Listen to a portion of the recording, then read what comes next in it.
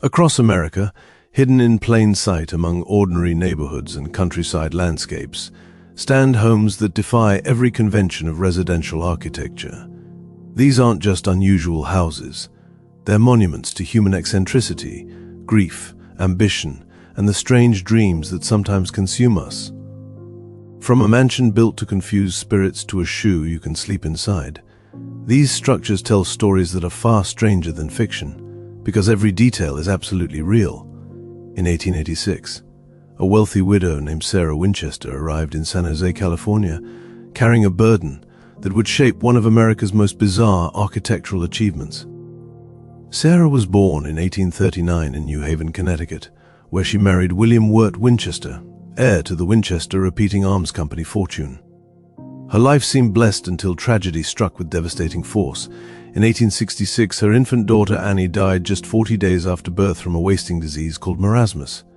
15 years later, her husband succumbed to tuberculosis, leaving Sarah alone with grief and an enormous fortune. She inherited a 50% stake in the Winchester Repeating Arms Company, $20 million in cash, which would equal roughly $500 million today, and a daily income equivalent to over $26,000. Shortly after her husband's death, Sarah left Connecticut and traveled west to California. There, she purchased a simple 8-room farmhouse on 40 acres near San Jose. What happened next defies rational explanation. Sarah began a construction project that would consume the remaining 36 years of her life. She hired carpenters to work around the clock, 24 hours a day, 7 days a week. The original farmhouse began to grow like a living organism, expanding in all directions without any master plan or architectural blueprint. Sarah designed every addition herself, despite having no formal training.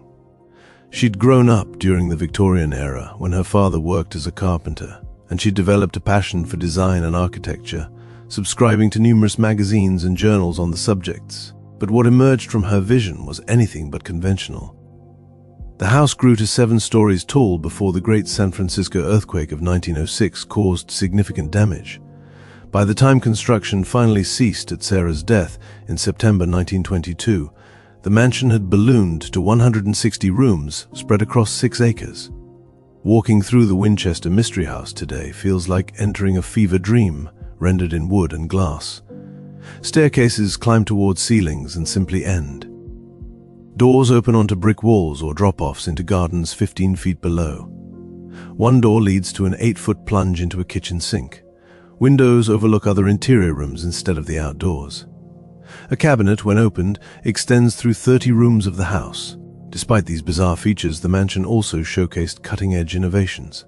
Sarah installed indoor plumbing, multiple elevators, a hot shower, and central heating when such luxuries were rare.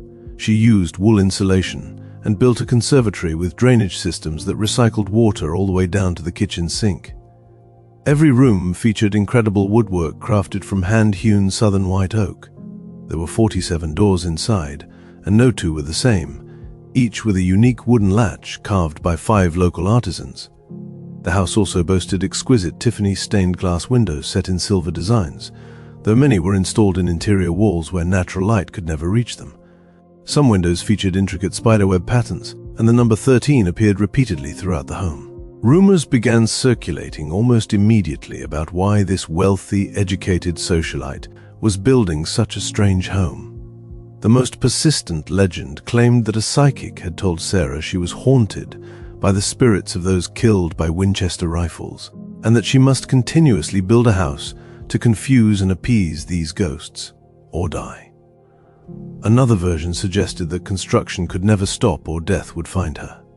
Sarah herself never publicly explained her motivations, and longtime employees and friends consistently denied the supernatural stories during and after her lifetime. Modern historians believe the truth was likely more prosaic, yet equally poignant. Sarah was grieving deeply and possibly suffering from depression. The constant construction may have served as a distraction from unbearable loss. Some of the odd features, like staircases with unusually shallow steps, were actually adaptations for her severe arthritis. Many of the doors and staircases to nowhere were created when the earthquake destroyed an entire wing of the house, and Sarah had the rubble cleared but left those areas sealed off rather than rebuilding them. She was also known to be a perfectionist who would tear down features that didn't please her, which could explain some of the apparent architectural chaos. The transformation of Sarah Winchester from grieving widow and innovative builder into a supposedly mad, ghost-obsessed recluse happened largely after her death. When she passed away in September 1922, the house sold for around $135,000. John and Mamie Brown leased the property and opened it to the public just 9 months later. The couple emphasized the supernatural stories and mysterious elements, finding that grief and architectural experimentation didn't sell tickets as well as ghosts and madness. Harry Houdini reportedly visited in 1924 and suggested calling it the Winchester Mystery House. Later owners added even more bizarre features and supernatural embellishments. Tour guides have admitted feeling conflicted about following scripts that require them to present fabrications as fact, perpetuating myths about Sarah Winchester's sanity. If you're enjoying this journey through America's strangest homes, make sure to subscribe to our channel for more fascinating stories from history's forgotten corners. 1,500 miles east in Pennsylvania, another eccentric visionary was also thinking about footwear, though his motivations were far more commercial. Mahlon Haynes was born in Old Washington, Ohio in 1875. His father died when he was just months old, and his widowed mother Elizabeth moved the family to Washington, D.C. in 1882. She became a successful businesswoman, eventually building what was advertised as the largest store in the world built, owned, and controlled by a woman. Mahlon arrived in York, Pennsylvania in 1905 when he was 30 years old. According to legend, his bicycle broke down in York, so he sold his engagement ring, bought 10 pairs of shoes, and sold them at a farmer's market. He rented a third-floor apartment and borrowed money to start a shoe business. He went bankrupt within 2 years. Undeterred, Haynes obtained a consignment of shoes worth $127 and threw himself into the business with relentless energy and creativity. He was a master of self-promotion who called himself the Shoe Wizard. He drove a customized Ford automobile around town as a mobile retail store, bringing shoes to customers on the outskirts of York.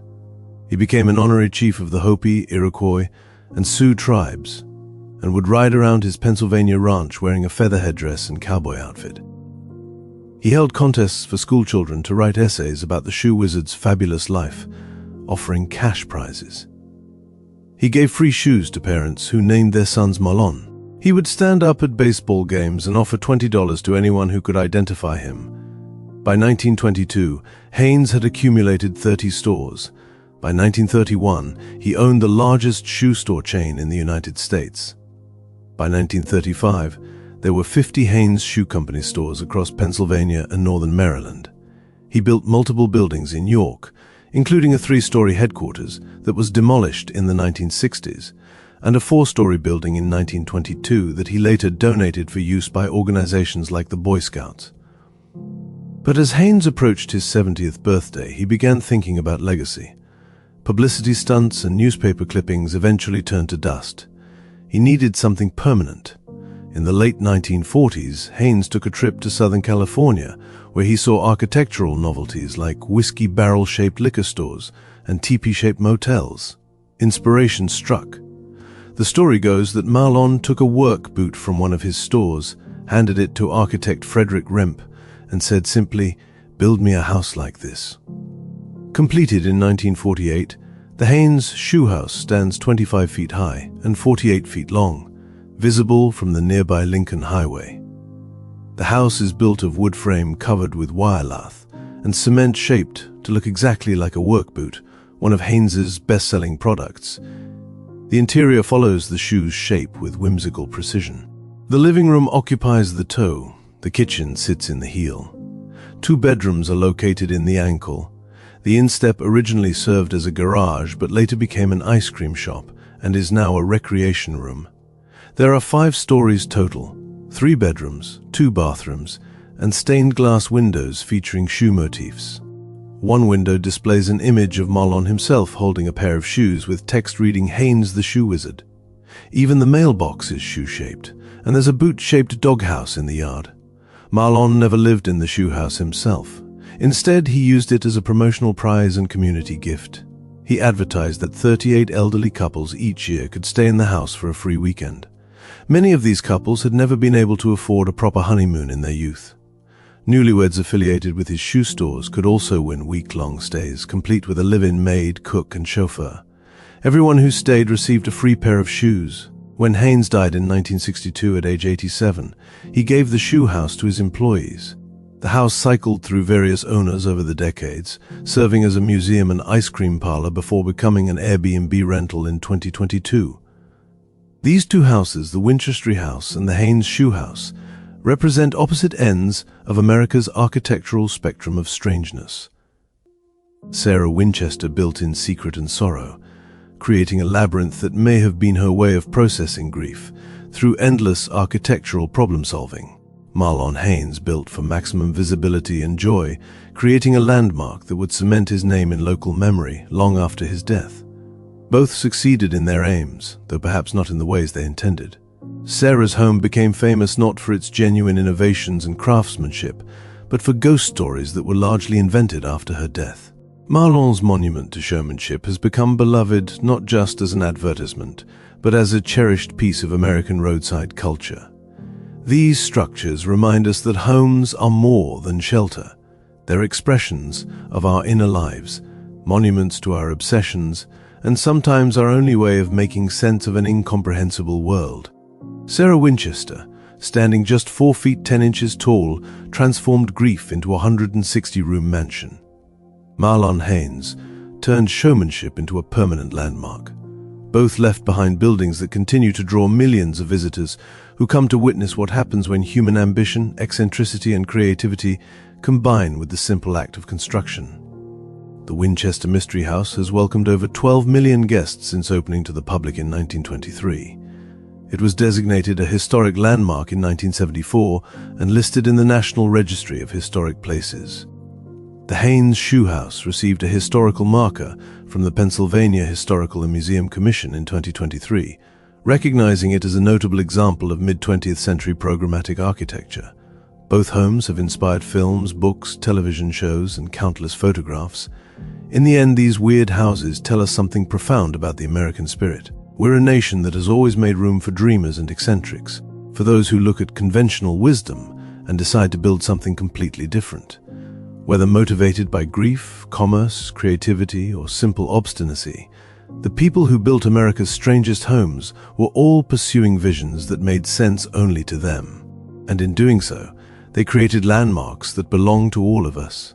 Permanent reminders that normalcy is overrated and that sometimes the most memorable monuments are the ones that make absolutely no sense at all.